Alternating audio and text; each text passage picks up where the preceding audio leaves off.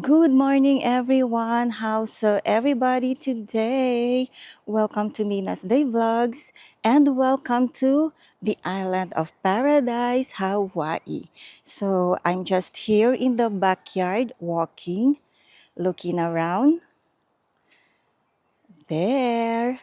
And then I saw one dragon fruit in here, the red small one. This one. So it looks reddish already, so I will get this. I did not bring my cutting tools. I think I can just do like this. Yeah. There. So, one dragon fruit. Oh, the sun is out, guys.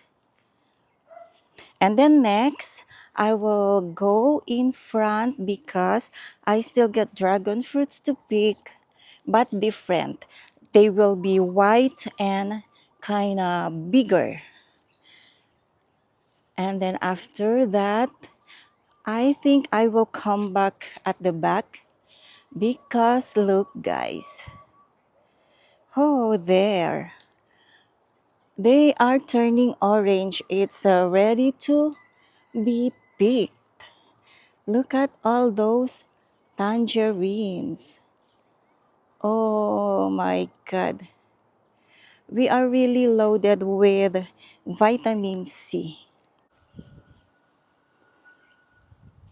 So in here, there, this is what I'm telling. I need to pick this big dragon fruit. So I get two in one stem. Which one should I cut first? Wow.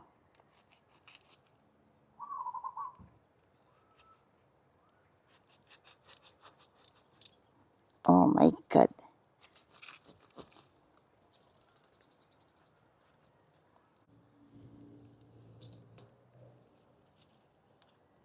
Oh, there.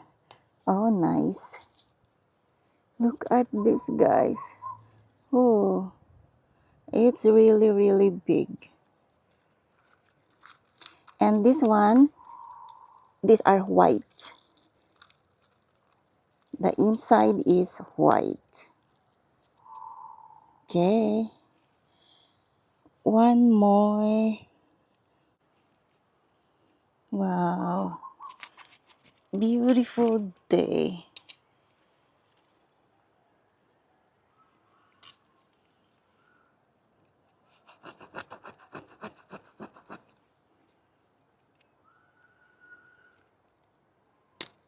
Mm, there. Ayan siya. So, I have two big ones. Dun guys, I can see something in there that I need to pick. Okay, so I need to get the papaya. I have a chair in here. Let's see if I can reach using this chair.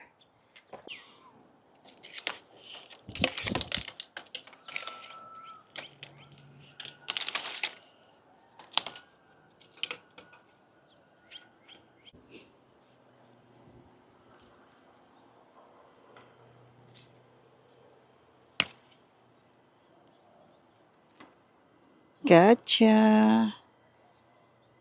Ayan siya guys, kuha ko. Next, harvesting tayo ngayon. Then I have here red bell pepper. Though it is very small, I can still use and add into my cooking. Yes, there. Then this one, another one coming, bigger. And I can see the color is starting to change from very dark green into kind of yellowish green. So expect guys, one more coming in the next few days. Ayan. Thank you, bell pepper. Okay, so where should I start?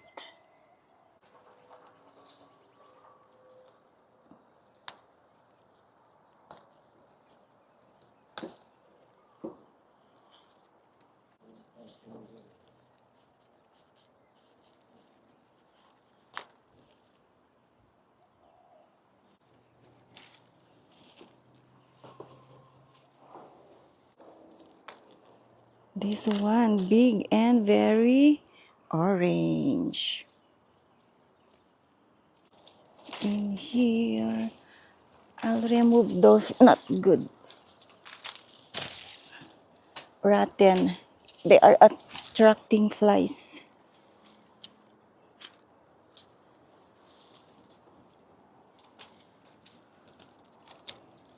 Maybe I will get those on top. I will get my sungkit. I will get my sukdal. Our sukdal is at the back. You don't know what is sukdal? Ilocado. The stick to pick those high ones. Okay, I'll get that one. We call this sukdal, Ilocano. But if Tagalog, sungkit, panungkit. How do you call this one in here? Ah? Picker. Okay.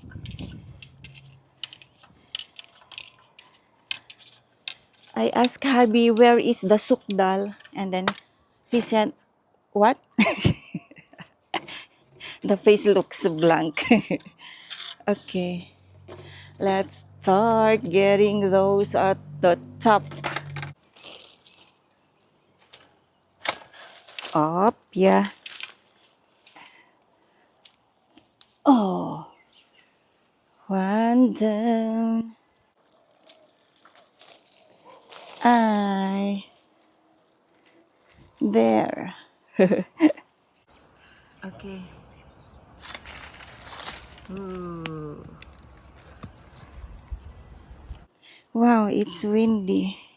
Oh, I need to rest. It's hot, plus I need to remove the stem, guys. So far, I get all this. Earlier, I was selecting and picking the good ones, the big ones that are very orange like this. And then, when hubby came and said, I will help you, oh my God, he picked the green ones. Hi! Wala. But, let me clean them. Anyways, we tried the ones that are a little bit greenish. They still sweet. That's why I cannot grumble to him now. He said he's trying to help me, but I'm complaining.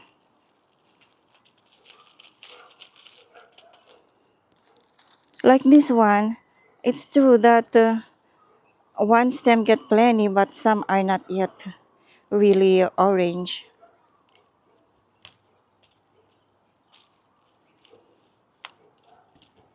It's okay. I will be juicing some later for lunch.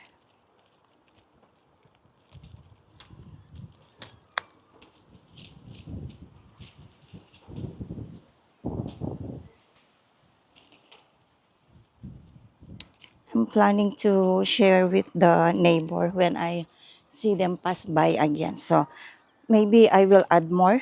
Plenty tangerines fell, but I have one in here too that I like pick. This one, it's very low. Whew. I got poked with the tangerine thorn there, guys. It's bleeding because I like pick this one very low. There. This is my reward of having the cut. Okay, I think that's a sign that it's enough for now. I still get plenty though, but it's really hot now. I even look red now, so that's it. Let's go. I enjoyed harvesting again today, although still get more to come. Oops. Okay, guys, so these are my harvest for today. What do you think? Very heavy. I'm coming. Yeah. From garden to table. Very nice. Look juicy. Let's try. So I have here my glass. Let's just strain so that no seeds in the juice. Ooh, juicy. Yeah.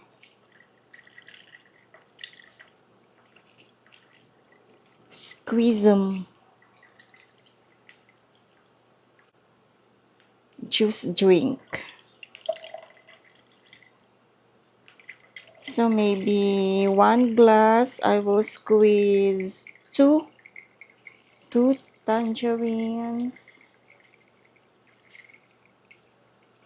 Then I will just add the ice cube for one tangerine, that one. Okay, one more. Look at this. Oops, wow.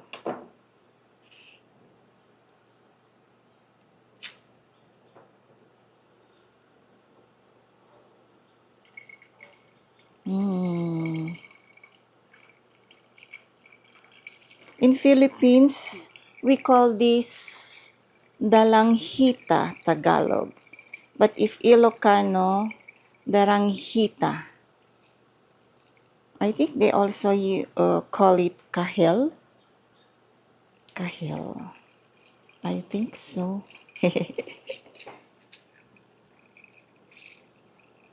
Hmm. Juicy. I will add a little bit of water so it's not really that pure, especially if you get stomach discomfort. Okay. So like this. These are two tangerines. Now add a little bit of water. There. Some ice cubes. Add more if you wanted really, really cold. Mix. Let's try.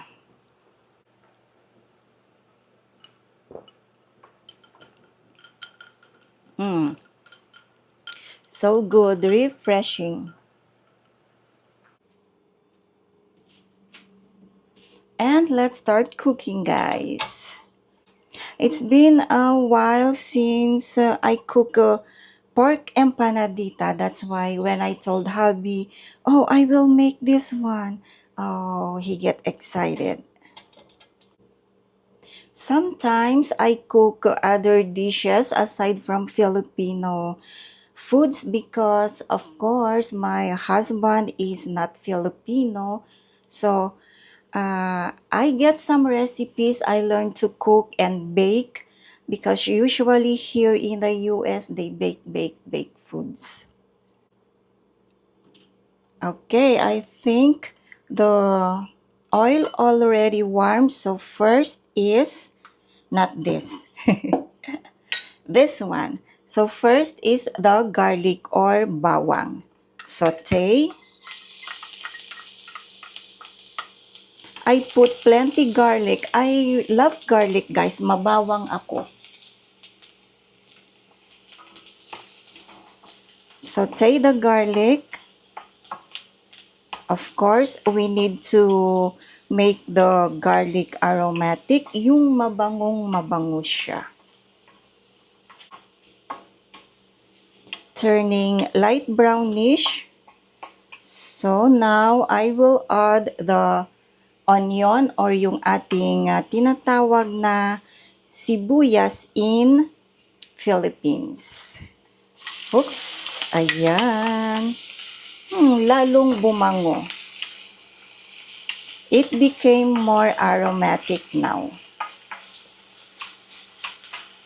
Saute together until the onion become translucent. Smells good. Can you smell that, guys? And now I will add the ground pork. Haluin natin. Starting to turn brownish. Maybe 1 more minute.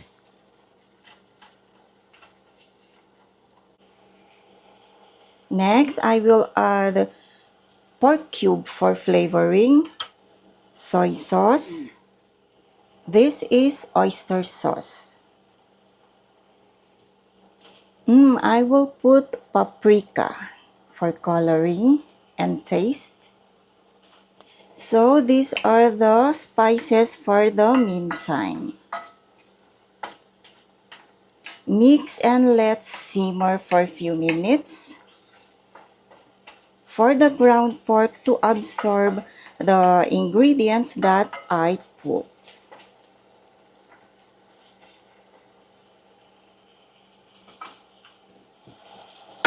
Okay, let me check. Mukhang okay na siya.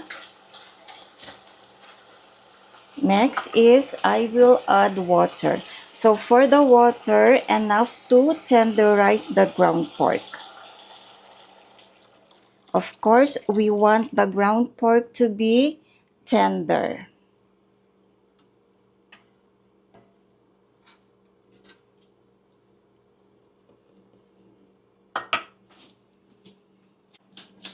And I almost forget, guys. I need to put 1 small bay leaf.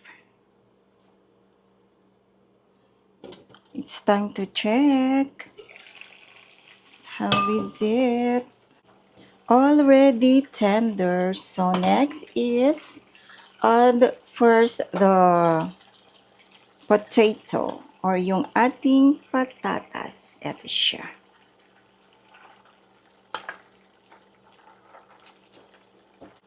This is the potato. Add also the carrot.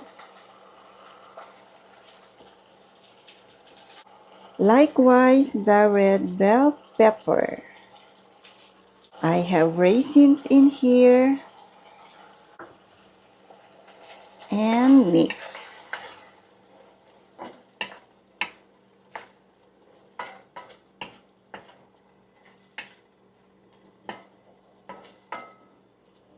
Okay, it's time to cook the added vegetables.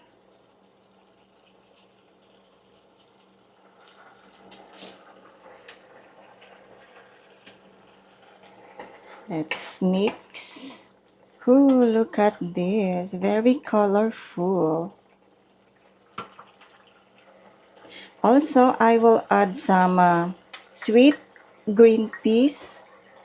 Konti lang kasi ayaw ng asawa ko, guys.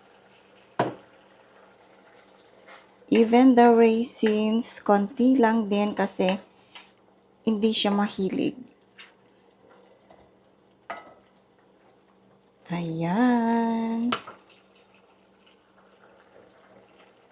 Maglalagay tayo ng konting white sugar and ground pepper.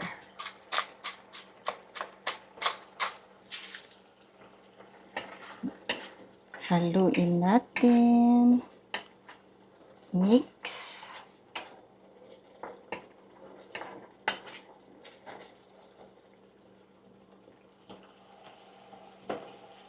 Getting there, guys. Almost done cooking.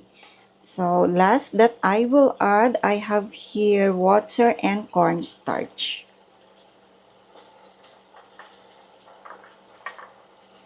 Okay, lagay natin. So maybe 2 minutes more and then it will be done. So next will be the making of the dough. Let's continue, guys. This time the making of the dough. I will be needing 2 cups of all-purpose flour. Okay, 2 cups. Then I will add the granulated sugar, 2 tablespoons. Then 1/4 teaspoon of salt. Likewise, 1/4 teaspoon of baking powder. So these are the dry ingredients. Mix lang ng konti. Ayan. Then I have in here very cold. This is 8 tablespoons of butter, unsalted. So you can grate like this or you can cut in small cubes.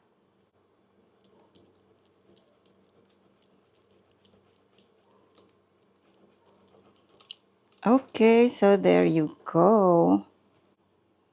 Let's mix this one.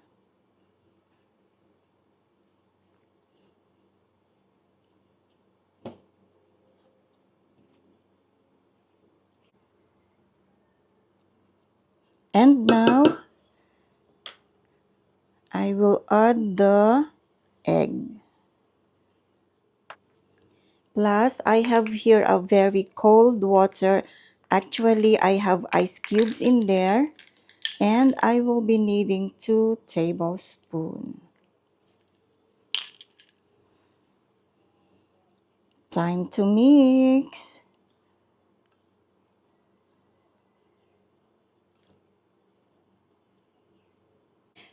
And I will knead this until it become a nice dough. Need a lot of patience in making this one.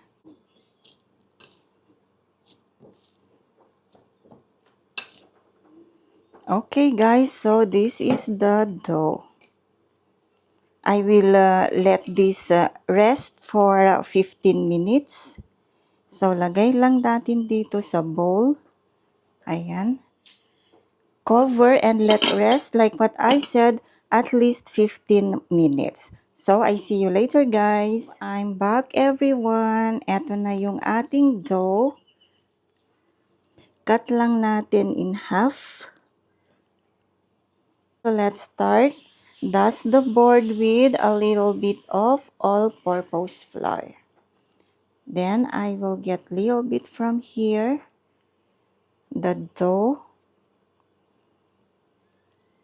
and need to flatten.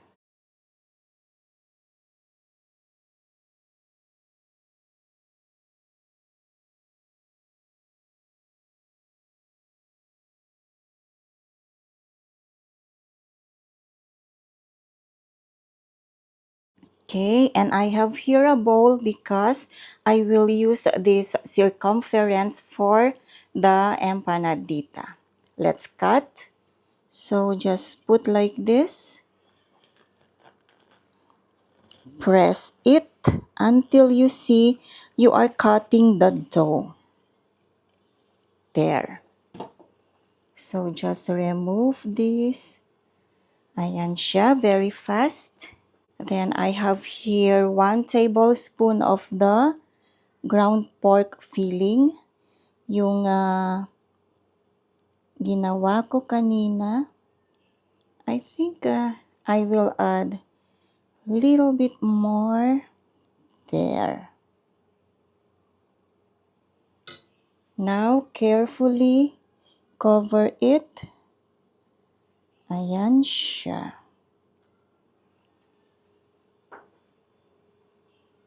So now, seal natin yung edges niya. Let's seal very well.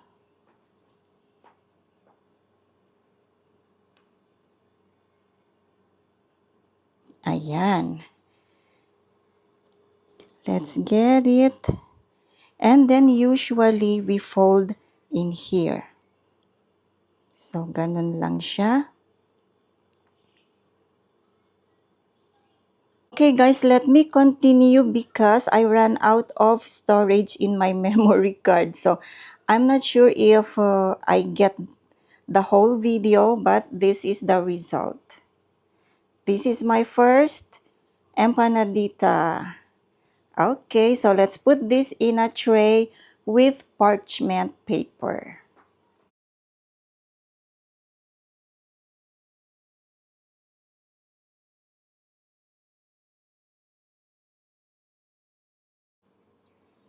Wow, this one looks cute. Ayan, ang perfect niya. Okay guys, so I will see you later because madami-dami pa to. I still get plenty. Ayan, empanadita. So these are the empanaditas guys. I made 10 and then the last one. So I have one more here. Problem is it don't fit. I will rearrange. Hopefully it will fit. Brush natin with this. Saan ba siya? Brush lang na ganyan.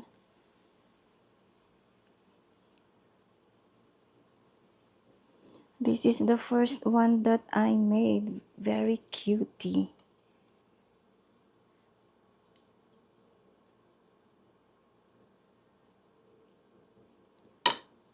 Okay. Arrange natin na ganyan. Kaya ba? Kaya bang ilagay? Oops!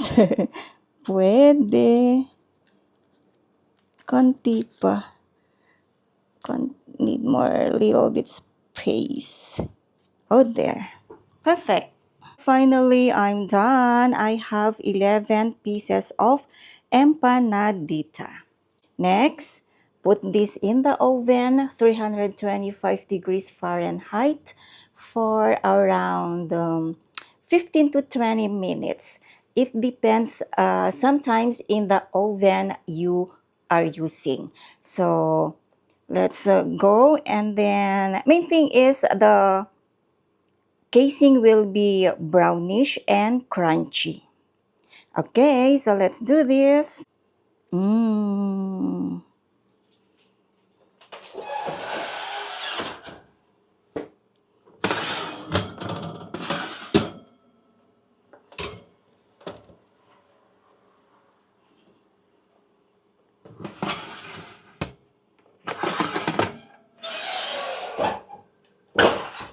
Ayan na siya guys. So I see you later. And oh my son in Philippines is calling.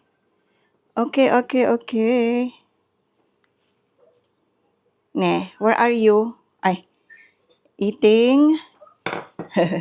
I'm making video but I put my empanadita in the oven already. Hi. We need something for dinner or lunch.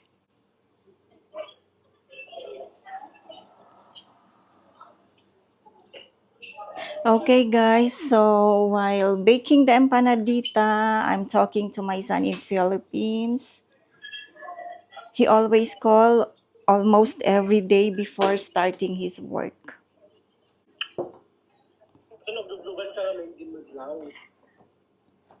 Mm-mm.